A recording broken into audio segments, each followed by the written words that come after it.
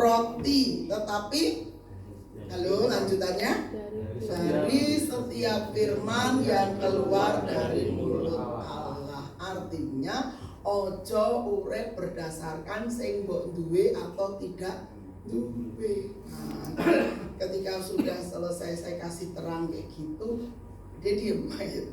Dia diem dan artian mesti paham gitu loh bahwa bukan karena kurang atau lebihnya saya gitu, tapi lebih kepada itu yang bergema gitu loh, itu yang bicara. Tiba-tiba saja Tuhan kayak menyergap saya dengan kesadaran bahwa aku berkuasa, lebih berkuasa atas mamon atau katakanlah semua bentuk yang namanya harta.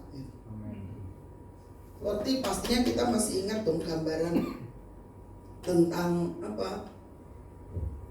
Mamon itu akan jadi tuan yang kejam, jahat, telengas gitu. Kalau dia ada di posisi atas.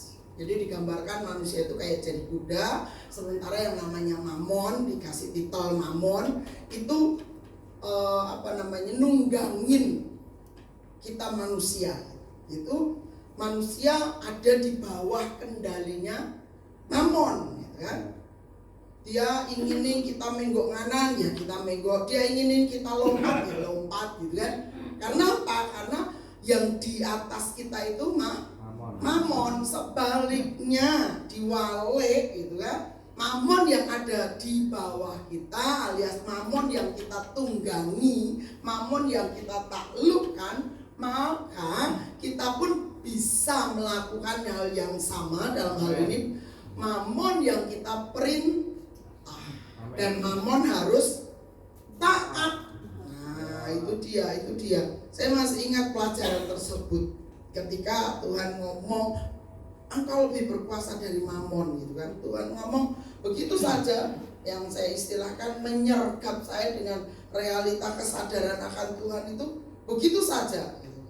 Padahal saya nggak sedang dalam kekhawatiran karena nggak ada mamon, nggak ada uang, bukan. Ada, semuanya ada, gitu kan. Nah, tapi itu loh saudara, hari-hari ini nih, kalau saudara sadar atau tidak, gitu, ada kemarin cerita kok usahanya tuh menurun 60 ya katakanlah mungkin 60% saja pendapatan dari yang awalnya sekian persen, 100% katakanlah, karena dia punya pegawai banyak, gitu kan. Doakan ya saudara, ya memang disadari atau tidak, ekonomi dunia sedang dalam kondisi yang tidak baik-baik saja. Tapi ya lepas dari itu, siapa yang berkuasa atas hidup kita? Amen. Kalau mamon, gitu ya, kalau keuangan lah yang menggulirkan hidup kita, yang menggerakkan hidup kita, ya pasti hasilnya kita akan cemas, khawatir, takut. Waduh, lah terus piye iki? Ekonomi kok semakin terpuruk. Orang akan cenderung berpikir gimana caranya. Nah, akhirnya mamon itu yang mengendalikan hidup kita. Mamon yang akan bilang belok kanan, banting setir, gitu. Buat hidupmu jadi seperti ini, bikin penghasilan yang lebih baru atau apalah itu. Saudara, Tuhan mau hidup kita tidak didasarkan oleh kekhawatiran. Kenapa? Karena Tuhan kita ini lebih